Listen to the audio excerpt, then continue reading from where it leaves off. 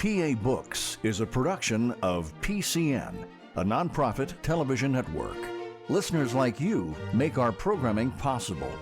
To learn more about PCN's mission and to support PCN with a donation, visit PCNTV.com. This link and others can be found in our show notes. We appreciate your support. Welcome to the PA Books Podcast. I'm Phil Beckman. PA Books features interviews with authors of books about Pennsylvania history, culture, and people. In this episode, we talk with Scott Mingus and Eric Wittenberg about their book, If We Are Striking for Pennsylvania, The Army of Northern Virginia and the Army of the Potomac Marched to Gettysburg, Volume 2, June 22nd to June 30th, 1863.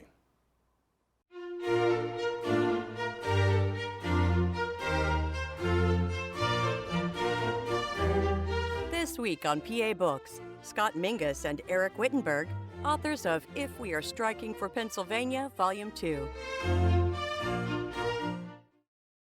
Scott Mingus and Eric Wittenberg are the authors of If We Are Striking for Pennsylvania, the Army of Northern Virginia and the Army of the Potomac Marched to Gettysburg, Volume 2, June 22nd to June 30th, 1863. Scott, how did you and Eric arrive at this project of following the march to Gettysburg day by day? Well, both of us obviously have been very interested in the Civil War probably since our youth. But about 10 years ago, believe it or not, a mutual friend of ours had approached me about working with him on a project that would be Gettysburg campaign related, particularly day by day. So I started doing a lot of research, did a lot of work, started writing the book. Unfortunately, he had to drop out of the project for various reasons. So it kind of languished, so I kept playing with it over the next 5 or 6 years. And then finally I decided, it's time to actually do this right. So I contacted Eric and said, would you be interested in coming aboard as co-author of this project? He and I had already written a very successful book on the Second Battle of Winchester together, so we knew each other's styles. He actually had helped me break into the publishing industry way back in the 2007, 8, 9 timeframe. So it was kind of natural when I reached out to him. And it was an easy yes for me, even though I had publicly proclaimed at that point that I was done with Gettysburg. But when Scott described the project to me, I said, okay, maybe one more. So I jumped in with both feet. Yeah.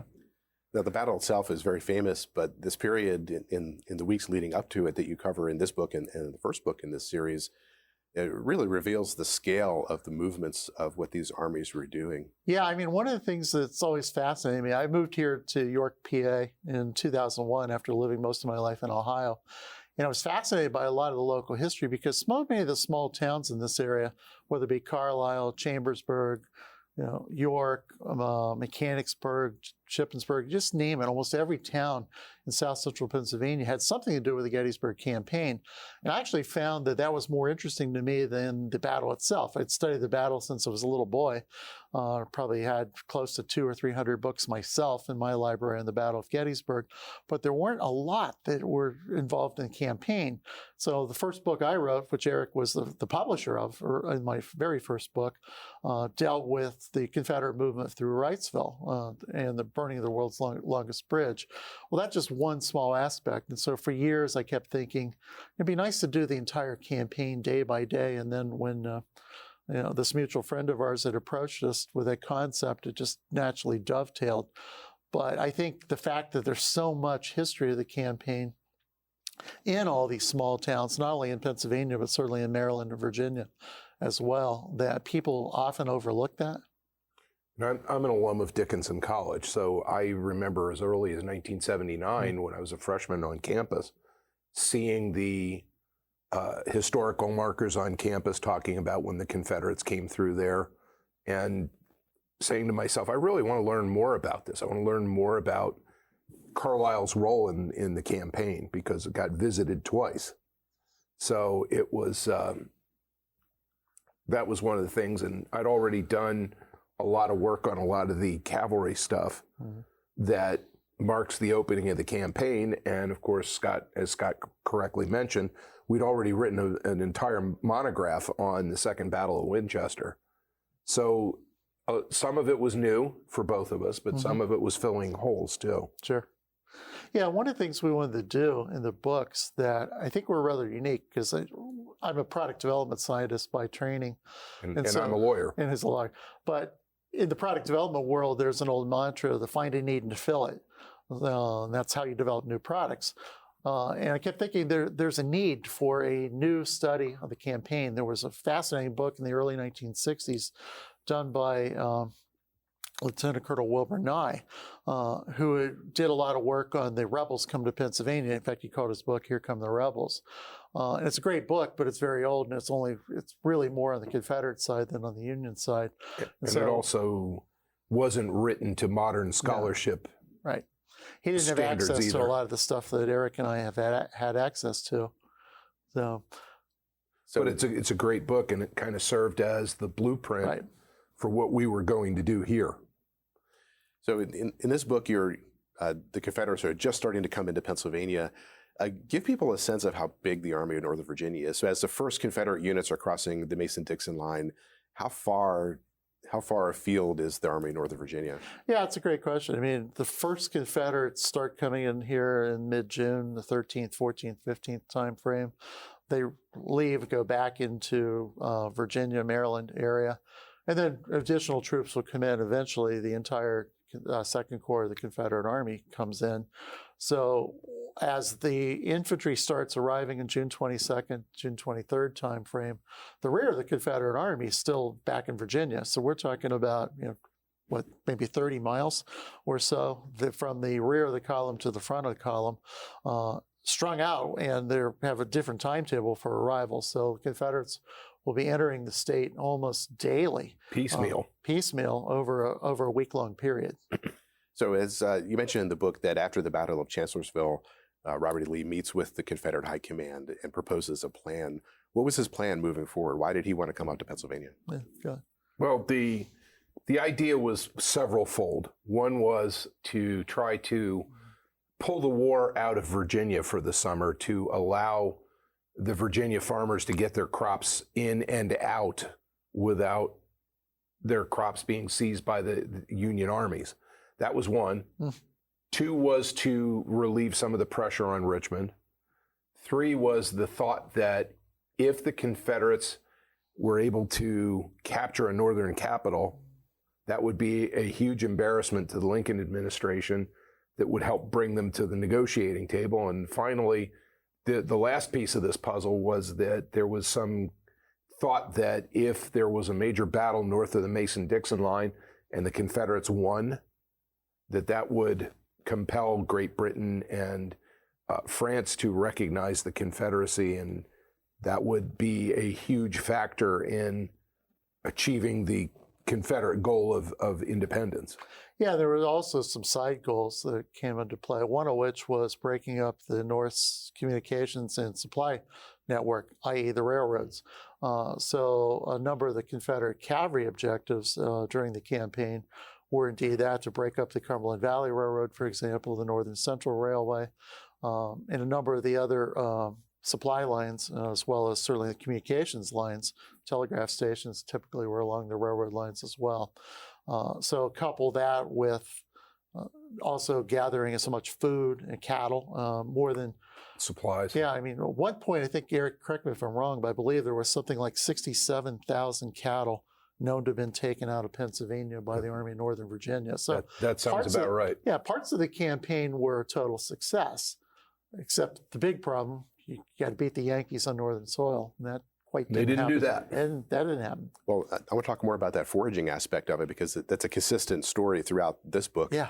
And they weren't just foraging for their own sustenance. They were sending things back to Virginia. Yeah, correct? there were wagon loads of supplies. In fact, the Confederates brought many empty wagons with them.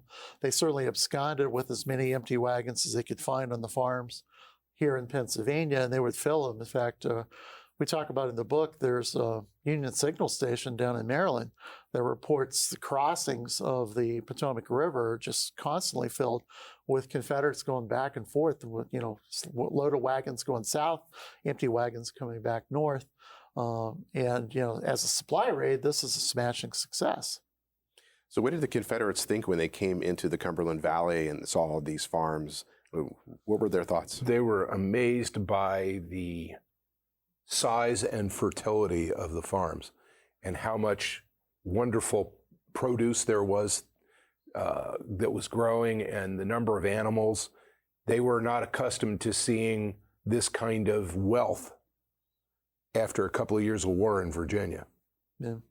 Yeah, one of the comments that several Confederates have made, and we have include one or two of these anecdotes in the book, is the fact that a lot of these guys are amazed that the barns are huge, the houses are relatively small, where they're kind of used to the plantations in the South where the houses were big and the barns were small. And it's kind of flip-flopped here in Pennsylvania, and that's just something that so many guys write in their diary about, just the size of the barns, just amazes them. So as they're coming up into the Cumberland Valley, why did they pick that route? It actually was a fairly easy route to come into. Shenandoah Valley, as most of our listeners probably know, north of the Potomac River changes the name to the Cumberland Valley. It's really part of the same valley, though. Yeah, it's part of the Great Rift Valley that goes all the way from Alabama to New England. But so it's actually a fairly easy avenue of invasion. It dumps at Harrisburg. So if you enter the Shenandoah Valley, make a right turn, cross a couple rivers, keep marching north, you'll eventually go to Harrisburg. So it's a perfect way to go. It's also an easier way to control your supply lines because you have less access routes for enemy armies to come after your supply routes versus coming on the east side of the Shenandoah Valley. So it actually was an avenue of invasion 3 separate years. 1862, Jeb Stuart came through the Shenandoah/Cumberland Valley to attack Chambersburg. 1863, Lee's entire army's here. In 1864, Tiger John McCausland comes through that route as well to attack Chambersburg. So, the Cumberland Valley 3 years in a row sees Confederate action. Now, we're familiar with the big Battle of Gettysburg, but throughout this campaign, as the troops are moving, there are smaller skirmishes here and there. Albert Jenkins moves into Greencastle, some of the early forces coming in there, and he meets the 1st New York Cavalry. What happens? So there was a detachment of the 1st New York Cavalry. It wasn't even a whole unit. It was a company commanded by a Philadelphian by the name of William H. Boyd, Captain William H. Boyd. And he and his boys are going to dog Jenkins' advance all the way to the banks of the Susquehanna River, constantly nipping at their heels, constantly skirmishing, constantly imposing obstacles and inflicting some casualties. It is really a remarkable study of small unit tactics to look and see what Boyd accomplished. And that if there's one piece of this campaign left for me to cover, it would be what Boyd did during the invasion of Pennsylvania. But the first Union casualty north of the Mason-Dixon line, the first death, takes place on the grounds of the Fleming farm just outside of Greencastle when Corporal William Ryle of Philadelphia was shot and killed by one of Jenkins' men, and he's actually buried where he fell. And there's a monument over his grave. If you're ever driving up and down Route 11, on your way into Greencastle or on your way out of Greencastle, and you see a little obelisk in front of a house, that's where Corporal Ryle is buried. And it's one of those great obscure spots. Mm-hmm. What was the reaction in Harrisburg to the arrival of Confederate troops? I think it was a mixed reaction. There were a number of people that first were somewhat disbelieving, but in general, most of the population were starting to pack up. The train station was absolutely packed with people trying to leave. You had floods of refugees coming into Harrisburg, which spread even more stories, some of which were true, some of which were exaggerated about what the force was coming from the south. But there was a general movement of people through the town, and as many people as could leave and wanted to leave did. And on the other hand, you had other people who just simply they're not going to make it this far. We're not going to panic. We're not going to do anything. So you had this interesting dichotomy within Harrisburg. The state officials packed up all the paintings from the state capitol building, for example, of the past governors, a lot of the banks. Important documents. A lot of the documents are stored today underneath the Pennsylvania State Archives, for example, in their vaulted climate-controlled area beneath the State Library. Those documents were all taken out of Harrisburg just to be sure. How much planning did Robert E. Lee do for this movement? What kind of instructions was he giving his troops as to where they should be going? I think there was a couple interesting things about that. Number one, he told his soldiers, he issued special orders that they really shouldn't be molesting the civilians, they can't burn down civilian property, et cetera. But going back to the first part of your question, Phil, there was a ton of planning that went into this. If you go back to the summer of 1862, Stonewall Jackson had an ordnance officer by the name of Alexander Butler, who was a Confederate congressman. Butler came to Jackson's tent, and they were talking one day, and Jackson told him, if you give me 36,000 troops, I'll take the war to the banks of the Susquehanna. And so that was kind of the goal for the Antietam campaign in September of 1862, was to move towards Pennsylvania, if not to Harrisburg indeed.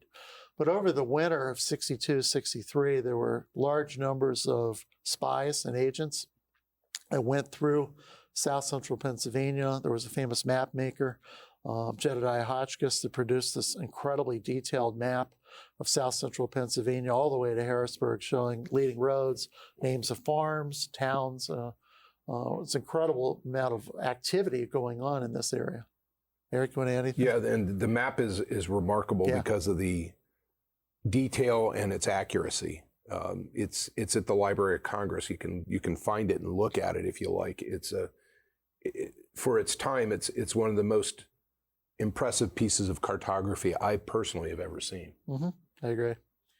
How much information did Lincoln and his staff have about these Confederate movements? Not a lot. Yeah, I was going to say.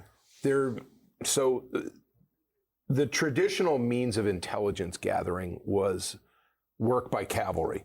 And the cavalry's job was to scout, screen, and more importantly, reconnoiter for the purpose of trying to find the enemy. And the new cavalry corps commander, who at the time was temporary, his appointment didn't become permanent until August, Alfred Pleasanton, failed miserably throughout almost the entirety of the campaign in terms of gathering accurate intelligence about the Confederate dispositions. And he's reporting back a lot of inaccurate reports to Washington. Some of it's pure rumors, some of it's hearsay, some of it's accurate. But as a general statement, Pleasanton failed miserably in that traditional role of cavalry of gathering accurate intelligence and sending it back. It really wasn't. You have the cavalry doing this, and then you also have the Bureau of Military Information, which is something that was established by Joseph Hooker. It's an offshoot of Army of the Potomac headquarters. It was headed by a New York lawyer by the name of George Sharp. And Sharp and his scouts, and most of the scouts were cavalrymen from the Army of the Potomac,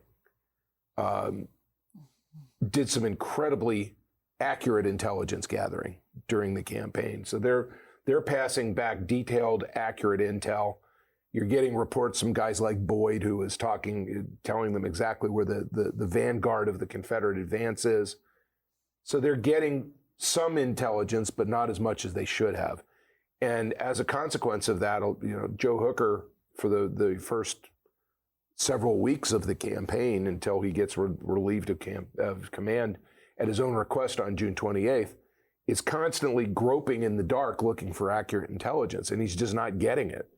So the Union is being entirely reactive and not proactive at all. And that's the important thing to keep in mind about this campaign, is that the Union is strictly moving in response, and a lot of it is just blindly groping, trying to find the Confederate army. That's why you have the cavalry battles at Aldie, Middleburg, and Upperville on June 17, 19, and 21. It's because it's Pleasanton trying to find the main body of Lee's army and Jeb Stuart blocking his way. Yeah, one of the other things that's happening as far as intelligence gathering, which isn't often talked about, Eric and I discuss it in this book, and I think a few other people have over the time, and that's the civilians here in Pennsylvania who are running up and down the line of the Cumberland Valley Railroad, sending messages as the Confederates are starting to advance using the telegraph up to places like Bedford and to Harrisburg, where Riders, in some cases, are going all the way up to the Pennsylvania Railroad to get to their telegraph stations and sending messages to the governor of Pennsylvania. Now, Governor Curtin had a telegraph installed in his office that was manned all the time as these incoming messages come in. And state archives have this amazing collection of the telegrams from the Gettysburg campaign that I went through as we were working on this book. And again, most of those reports are surprisingly accurate. But for civilians, mostly, young men, in fact, there's a great story in Hanover. Two young men from Hanover are riding all the way down almost to the West Virginia line to the Potomac River, sending reports back up for there, and they're relayed through the Hanover Branch Railroad to the Northern Central. So you've got this network of information coming in, much of which is unsolicited, not authorized by the military. So it's suspect. And suspect, but some of it's accurate. And sorting out what's right and wrong. The governor's working with Major General Darius Couch, who's been sent here to head the United States Department of the Susquehanna.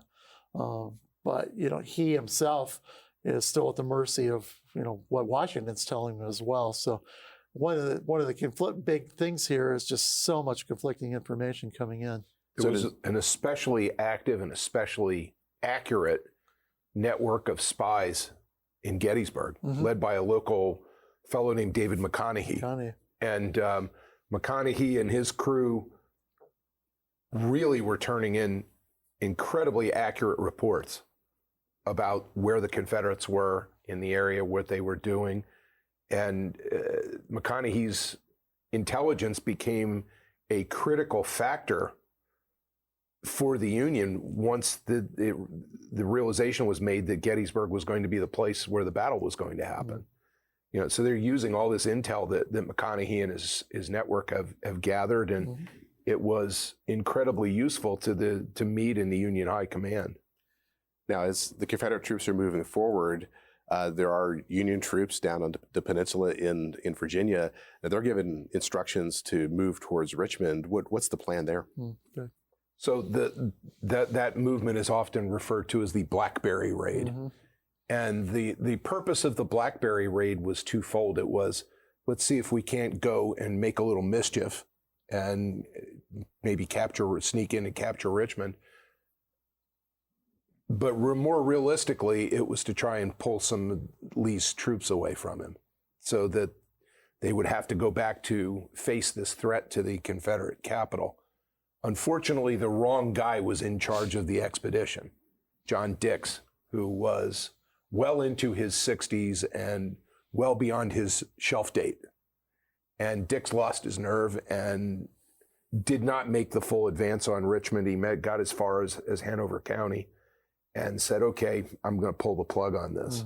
And it's an interesting sideshow to the big show, to borrow a line from Sam Watkins of Company H, because it's one of those what-if scenarios. What if we'd had someone who was much more aggressive and much more willing to take some chances in command of that little excursion? Could they have snuck in and captured Richmond? Maybe. I don't think they could have held it, but they certainly might have been able to dash in and free prisoners of war and those kinds of things. Yeah, if nothing else, force Lee to turn around, or at least. And it would have been a big black eye for the Confederate government. So it's a lost opportunity, and some of the events take place after the end of If We Are Striking.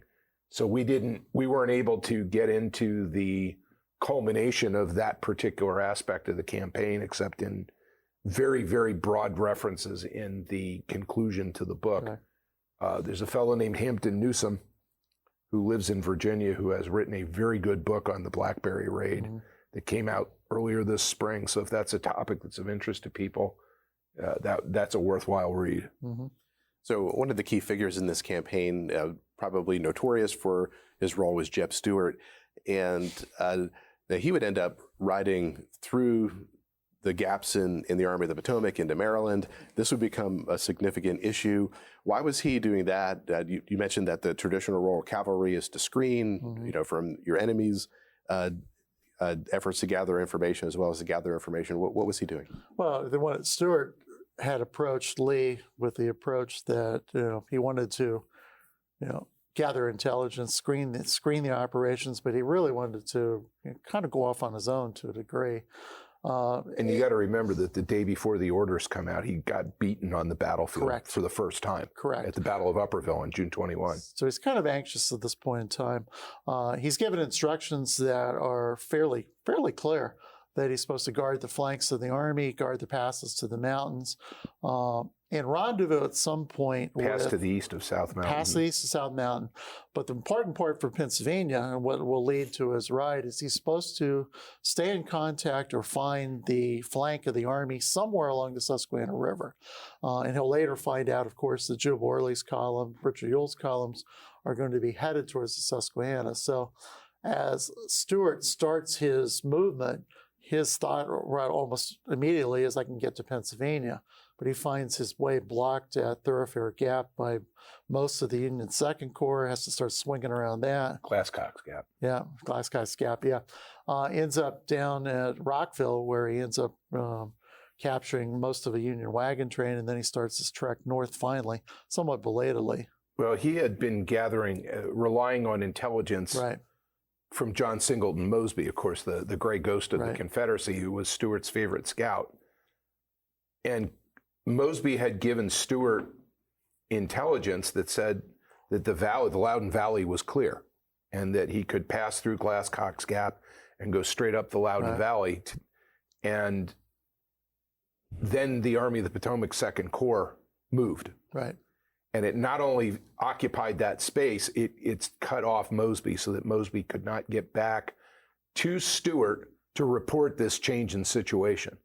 So it was a great surprise to Stuart when he comes out of Glasscock's Gap, and there in front of him in the valley is all of the Second Corps of the Army of the Potomac. That was very unexpected. So they have a little bit of a skirmish. They fire a few artillery shells. Then they break off, and Stuart goes to a place called Buckland Mills to wait for Mosby. And after 10 hours, he finally gives up and leaves. But what this means is that the expedition was off schedule almost from the very beginning. Right. And then there's further delays all the way through, because he ended up taking some time crossing Rousers Ford. He has a fight at Rockville. He's going to have a fight on June 29th at Westminster, June 30th at Hanover. And by that point in time, he's way behind schedule. And trying to find Jube Orley. Early's already left York and is headed towards Gettysburg, because the recall notices come through on June 29th to start moving towards Cashtown and Heidlersburg. Stuart doesn't know that. So he still thinks he's supposed to go to York, and pending not finding anybody, anywhere close to York, he hears, well, maybe I need to go to Carlisle. And so, because that's where the rest of the Confederates in his mind supposedly are, because he's acting on now intelligence from newspapers he's picked up, reports from civilians that he manages to talk to. So he's operating somewhat blind as he's coming through here. We'll be back in a moment with the PA Books Podcast. Enjoying this podcast? Please support PCN with a donation at pcntv.com. This link and others can be found in our show notes. We appreciate your support. Now, some of the fights that you mentioned the one in Westminster. There, he encounters the 1st Delaware Cavalry, led by Major Knight, who apparently was enjoying himself in the hotel establishment prior to this. What having happened? a few toddies. Yeah. What happened on that day? So Westminster was an important spot for the Union for logistics. It's the terminus of the Western Maryland Railroad, and it was obvious that if the Army was going to be operating anywhere near that sector, that Westminster was going to end up being the place where supplies would come in, get offloaded off the trains, and then taken in wagons.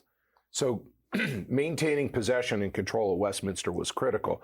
It's one of the reasons why Westminster, north of Westminster at Union Mills, was on the Pipe Creek line that Meade and his engineering staff had selected as the defensive position for the Army of the Potomac to occupy. So it's an important place. And there's this detachment of 85 troopers of the 1st Delaware Cavalry, as you point out, commanded by Major Napoleon Bonaparte Knight. Love the name. It's too bad his martial skills didn't match the majesty of his name. But as you correctly point out, Major Knight was about 3 sheets to the wind by the time the Confederate cavalry arrived. And so they come marching up the road from the Washington, D.C. area, and with Fitzhugh Lee's brigade in the lead, and they encounter some pickets of the 1st Delaware who quickly scurry back to advise that the Confederates are coming, and the commander of the detachment, with Major Knight being indisposed, shall we say, was Captain Charles Corbett. And Corbett, who had a lot more courage than probably brains, ordered his 85-man detachment to charge into 4,000 Confederates. And there's this nasty little hand-to-hand fight right across from where the Sheets is in Westminster today, where a couple of Confederate officers were killed, and one of them is buried to this day in the graveyard of the Episcopal Church that's catty-corner from the county courthouse. And at the end of the day, of the 85 Delaware troopers, when Major Knight bugged out and some of the men found him on the road to Baltimore, there were 12. Yeah. All the rest were captured. Some were wounded, but the vast majority of them were captured. But the hardy but senseless charge by Corbett cost Jeb Stuart a half a day, because where there's smoke, there's fire. There was also a small detachment of a handful of New York infantrymen that was there guarding the railroad, and those guys got captured too. So if there's Union cavalry and Union infantry around, you can't just sort of cavalierly assume that you've captured everybody. You've got to actually, prudence dictates sending out scouts and flankers and finding out, are these in fact the only troops? So by the time that gets done, the fighting gets done, it's half a day, and as Stuart's coming through town, he's greeted as this conquering hero, and he ends up having to go visit with the town burgomaster. He ends up being greeted by the ladies, and which was something he always enjoyed. And by the time they get out to Union Mills, it's cost them the entire day. Now, one of the sidelights of that as well, and I wrote a book on the Western Maryland Railroad in the Civil War, is there wasn't a telegraph in Westminster. They didn't install, the Western Maryland didn't install its telegraph line until 1864. So there was no way of sending any kind of messages back to Washington that, Stuart's in Westminster. They had to rely on these Delaware soldiers by the time they finally got to a place, Reisterstown, where they could send a messenger from there to the Northern Central Railways station at Relay, Maryland, before they could finally even tell people. So while Stuart's lost half a day, the Union still doesn't know he's there until very late in the day. And so there's no way they can even react in an attempt, because one of the questions that I get every now and then is, why didn't somebody go after Stuart? Well, they didn't know where Stuart was either. And one of the interesting sidelines of that is that Stuart and his command spent the night of June 29th camped on the grounds at Union Mills. Mm-hmm. Now, the Union Mills was owned by the Shriver brothers, one of whom was a Union supporter and one of whom was a Confederate supporter. So the Confederate supporting Shriver member, his wife cooked dinner for Stuart and his staff, and Stuart played the piano and sang for her and all this kind of stuff. They move out early on the morning of June 30th, and later in the day on June 30th, the Union 5th Corps arrives and ends up camping on the same ground. Right. So that's how close behind Stuart the Union infantry was, but they had no idea. Yep. No clue. And Hanover was far enough away they couldn't hear the guns. So one of the things that happens while this campaign is unfolding is that Joe Hooker is replaced by George Meade as commander of the Army of the Potomac. Why did Joe Hooker tender his resignation? Well, Hooker was, shall we say, wanting to control most of the assets in the Middle Department, which was a separate military organization than the Army of the Potomac. So there were troops in Harper's Ferry in particular, some of whom had been at Second Winchester, others of whom had been in the garrison in Harper's Ferry for some time, since early in the year, or in fact late the previous year. Plus a 10,000-man division that was in Frederick. And Hooker wanted control of all of these men, really, honestly, threw a hissy fit trying to get the men, and became the excuse that Lincoln really needed. So Hooker finally, feat of desperation, offered his resignation because he wants these troops. He's not going to get them. And Lincoln accepted it. Lincoln, almost, I think, to Hooker's surprise. I'm not 100% sure Hooker really thought Lincoln would call his bluff, but he did. So at that point, with Joe Hooker having been removed from the scene, they've got to identify somebody to take his place. Earlier in June, Lincoln had a conversation with John Fulton Reynolds. And there's no written record of it, but this is something that's come down to us and has been repeated many times. And according to what's been repeated many times is that Lincoln offered Reynolds command of the Army. And Reynolds said no, because he wanted to have that same latitude that Hooker was asking for and wanted no political interference. Well, that sure wasn't going to happen. So he said no, but he recommended George Meade.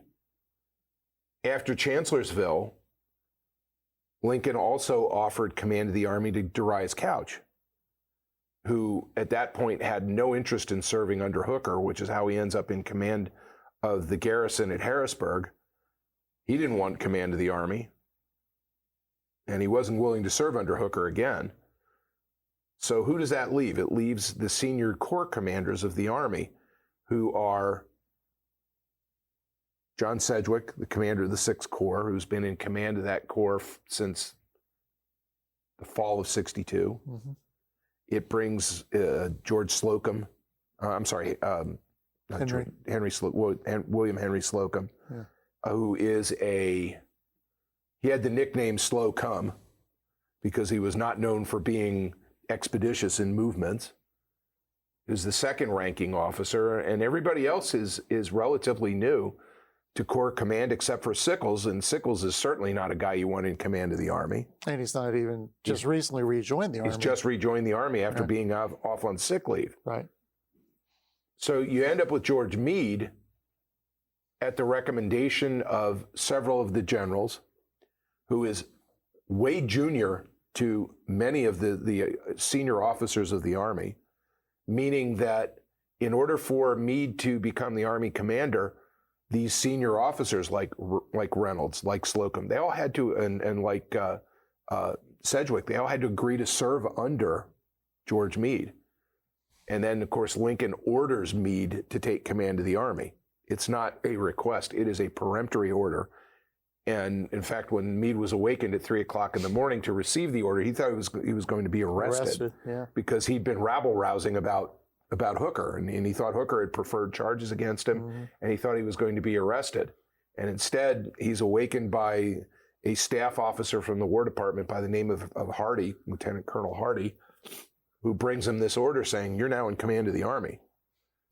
And Meade didn't want it. He had said many times in letters home to his wife, Margaretta, that he didn't want command of the Army.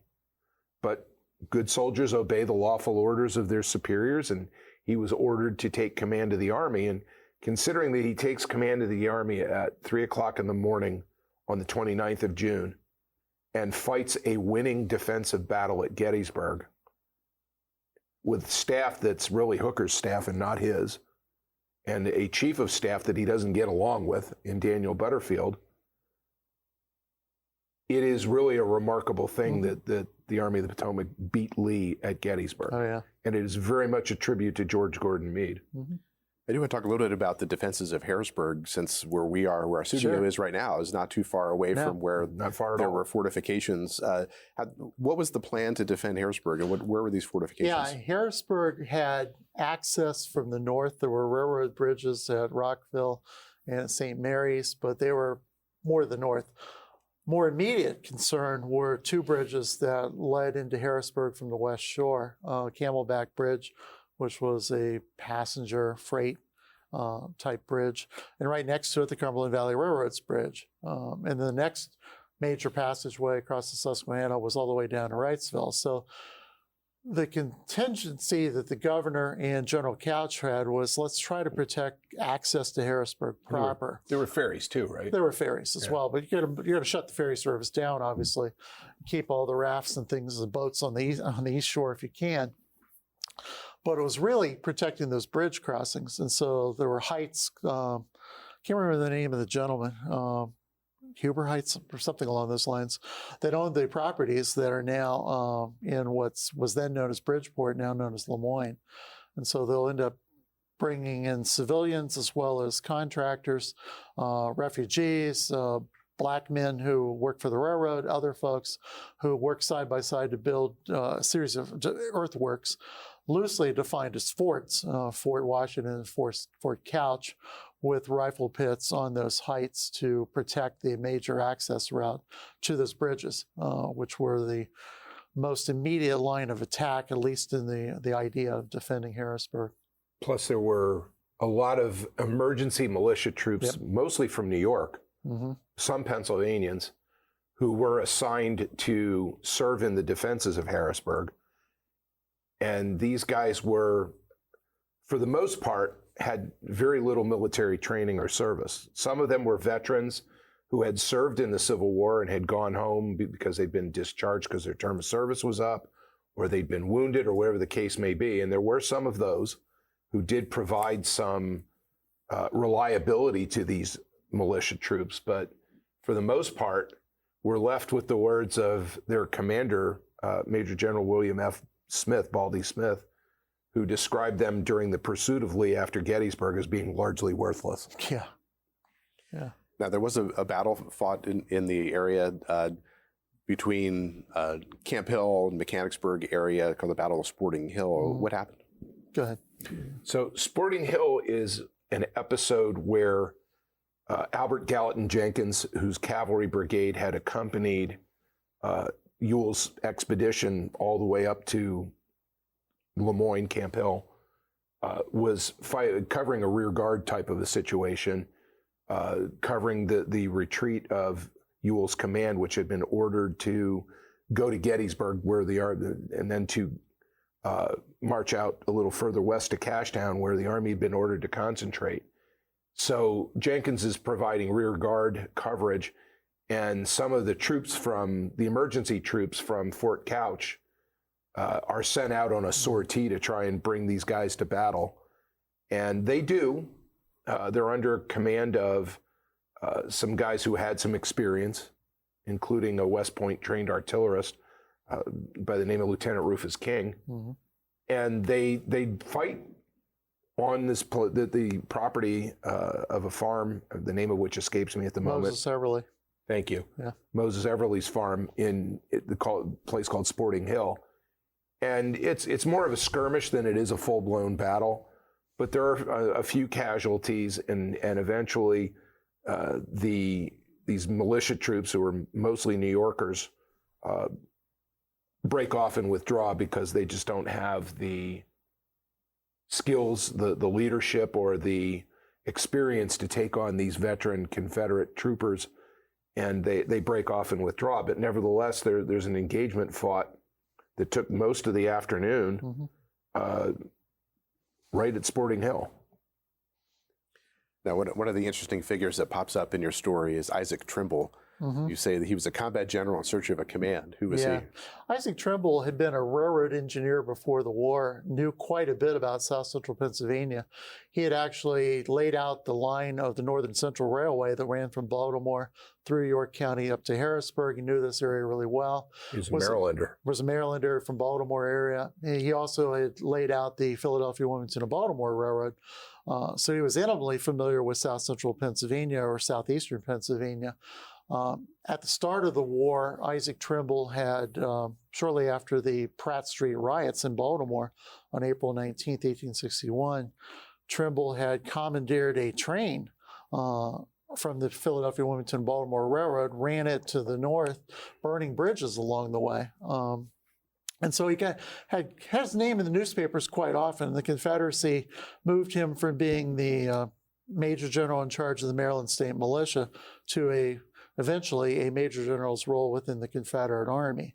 He had been a brigadier earlier in the war, fought pretty well, was home after being wounded, and was coming back to join the Army, but he didn't have a command. So he trailed the Army, finally caught up to it, and was what military would term as a supernumerary. You know, he's basically, as you say, Phil, without a command. At Pickett's charge, he will take command of one of the divisions, Pettigrew's division, brigade, and Trimble would be again wounded again And captured during Pickett's charge. But he's kind of an interesting character because again he's got so many connections here in Pennsylvania. A lot of people knew this guy. So we talked about Stuart and some of his activities in Maryland, but at some point he crosses over the border into Pennsylvania, and there would be a very large cavalry battle at Hanover. How did his troops ended up encountering the Union troops in that town? Yeah, it's an interesting question. I'll start and then I'll let Eric talk about the tactics. But as Stuart marched into Hanover, his lead elements encountered the 18th Pennsylvania Cavalry on a little intersection just on the southwest side of Hanover, surprising the Union column basically splitting in two. But as more and more troops, what truly could be called a meeting engagement, start being fed into Hanover, you start seeing more and more fighting. But it's one of the few times in Pennsylvania history that there's been significant fighting in a town. I mean, 300 people get slashed by sabers or shot or otherwise wounded during this action. And Eric, you want to describe the battle in some detail? Yeah, so Scott's right. The head of the Confederate column literally bumped into the rear of the Union cavalry column. And it spreads and becomes a full-blown engagement.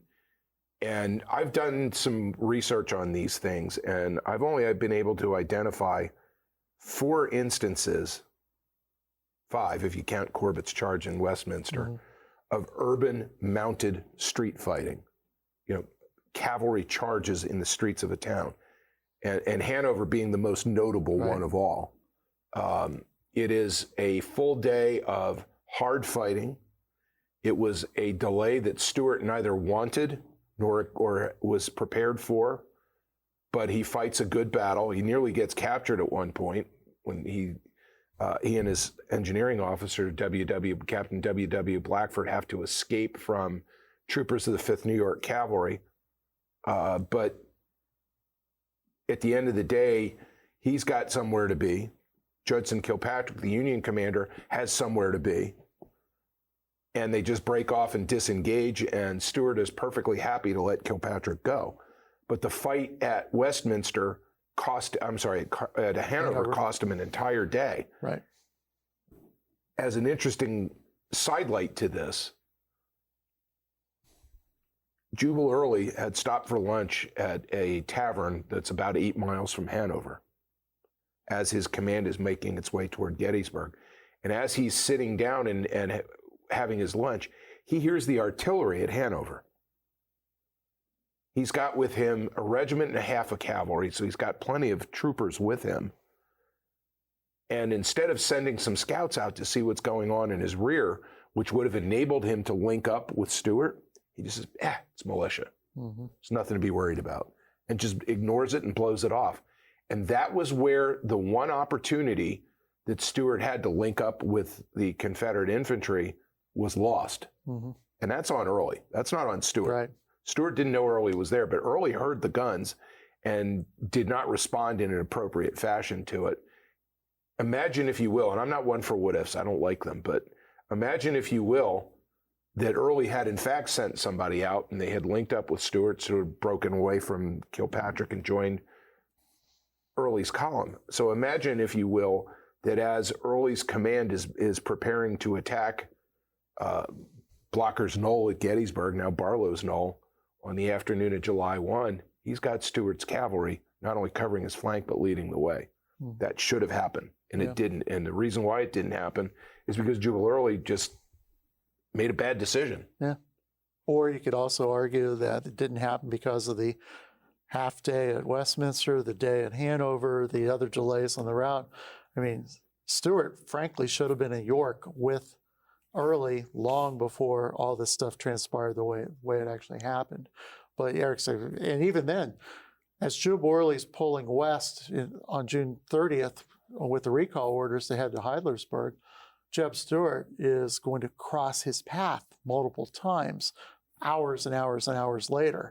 So yeah, there would have been multiple opportunities, but at this tavern in Davidsburg, Pennsylvania that Eric's talking about is one of the many opportunities. Early had a subordinate as well named John Gordon, who unlimbers artillery on the Henry Raymer farm in Paradise Township in York County. because he hears the sound of the guns as well. He's got some cavalrymen down there. Some of Elijah White's men are with him. He doesn't do anything either. So Eric co-wrote a book called Plenty of Blame to Go Around. And I think it's one of the best titles of any Civil War books I've ever read, because he's absolutely correct that everybody blames Stuart for all this riding around joyriding in Pennsylvania, but he's not. No, the reality is there are so many people to point fingers at that it's simply not fair to put everything on Jeb Stuart. In the end, if you read Lee's orders to Stuart carefully, and you then study carefully what Stuart did, while the timing was way off, Stuart actually did everything that Lee ordered him to do. Mm-hmm. He obeyed those orders to the letter. Now, we've been talking a lot about the Confederate side of this, since they were the ones who were moving into Pennsylvania, but the Army of the Potomac was following them probably at a little bit of a delay. One of the key figures would be John Buford, who would make his way into Gettysburg. So as in the days before he arrives in Gettysburg, where is he and what are his orders? So Buford is operating in Maryland. Mm-hmm. He will cross the Potomac River and enter Maryland on the 28th. He will then go to make his way north and will end up at a place that's not far away from Emmitsburg, Maryland. What's the name? Fountaindale. Yeah. Little community called Fountaindale that's at the base of South Mountain near the Monterey Pass. Mm-hmm. And he'll end up establishing his camp or his two brigades, because one's been detached, around Fountaindale, and then he and his staff will end up riding up Jack's Mountain at Fairfield and seeing the Confederate camps below. At this point, it is all of the Hill's Third Corps is out there, and he can see all this. And there are, in fact, 2 regiments that he didn't know were there from Hill's Corps that are based camped at the foot of Jack's Mountain. So that on the morning of June 30th, when he's on his way, and he's got orders to go to Gettysburg and hold the town at all costs. He runs into this Confederate infantry. There is a short skirmish. Buford's under orders to go elsewhere, so he breaks off and withdraws. He goes to Emmitsburg. He then turns north on the Emmitsburg Road. He finds John Fulton Reynolds at the Moritz Tavern. He reports to Reynolds in detail what he has seen, and then he leaves Reynolds and rides the 6 miles up to the town square. And about 11:30 in the morning, on June 30th, the lead elements of Buford's command arrive in Gettysburg. And he has given his brigade commanders a certain amount of latitude to choose their own positions. And the first thing he does is he declares martial law in the town. He establishes his headquarters at a place called Tate's Blue Eagle Hotel. Unfortunately, the Blue Eagle Hotel burned to the ground in 1960. So you can't go see it today, but there's a 7-Eleven that's situated at the corner of the Chambersburg Pike and Washington Street in Gettysburg. And that is the site of that 7-Eleven is where the Blue Eagle Hotel was, and he'll establish his headquarters there. And if you don't mind me going just a little bit further with this, one of the things that Buford is going to do while he's there is send out lots of scouts. And he's going to start sending back some incredibly accurate intelligence to both Cavalry Corps headquarters and to George Gordon Meade. He knows exactly what the dispositions of the Confederates are. Some of the guys from Devon's brigade have found Early's command at Heidlersburg. Mm-hmm. Others have had faced off, didn't fire any shots, but they faced off against each other. A Pettigrew's brigade coming from the west. So he knows there are 2 very large Confederate forces closing on Gettysburg. And Meade did something that not many people realize. Meade sends one of his staff officers, Lieutenant Colonel Joseph Dickinson of Philadelphia, to go to see Buford, to find out what Buford's plan is, to then go from Buford to Reynolds, to report to Reynolds what Buford has passed on, find out what Reynolds' intentions are, and then ride back to Army headquarters to fill Meade in. So when you hear that this was some bungling together of the armies at Gettysburg, it simply isn't true. Meade had extremely accurate intelligence about the disposition of the Confederates, and he had forces available that had been ordered to hold the town, it was an easy decision to tell the left wing of the army to go there in the morning of July 1, which of course it does, and it ends up leading to 3 days of butchery. But point being that if it wasn't for John Buford, none of this would have happened. Mm-hmm. And go further in your assessment of him as a cavalry officer. It sounds like he was very good at his job. I've spent much of my adult life studying cavalry operations in the Civil War. It's my specialty. And I will suggest to you that the words of General John Gibbon should suffice. Late in life, Gibbon ended up writing a memoir about his friend John Buford. They had been close friends in the regular army before the war. And if you read that memoir, the opening line of it says, John Buford was the best cavalryman I ever saw. Yeah. Good enough for me. Yeah. Scott, we have just a few minutes left. What do you want readers to take away from a book like this? I think there's a couple basic messages. One is the fact that there's more to life than Gettysburg. You know, as a resident of Pennsylvania, what I'd love to see people do is go out and see these towns. Go explore Carlisle. Go explore Chambersburg. You know, go explore York. You know, go to these towns, all of which have their own unique stories. You know, walk around. You know, imagine what it was like for these people. And the other key message is the farmers. You know, as you're riding through the countryside here, you realize that, you know, Confederates and Union soldiers alike were terrorizing many of these poor farms, taking horses, supplies, food, personal property in some cases ransacking houses. And just realize that there was so much more to this than Pickett's charge. Because I think too often, you know, what we hear coming into Pennsylvania, you know, as in my case as an Ohioan, is, you know, Battle of Gettysburg was king. And then until you realize, you know, every little town's got their own stories. And it's those stories I want people to realize as they read through this book. Yeah. Well, we've been speaking with Scott Mingus and Eric Wittenberg. They are the authors of If We Are Striking for Pennsylvania, the Army of Northern Virginia, and the Army of the Potomac, March to Gettysburg, Volume 2. Thank you both for joining me. Thanks. Thank you, Phil. Appreciate it. Listeners like you make PCN programming possible. Full episodes of PA Books, as well as other PCN programs, are available to stream with the PCN Select app. To learn more about PCN's mission and to support PCN with a donation, visit pcntv.com. This link and others can be found in our show notes. We appreciate your support.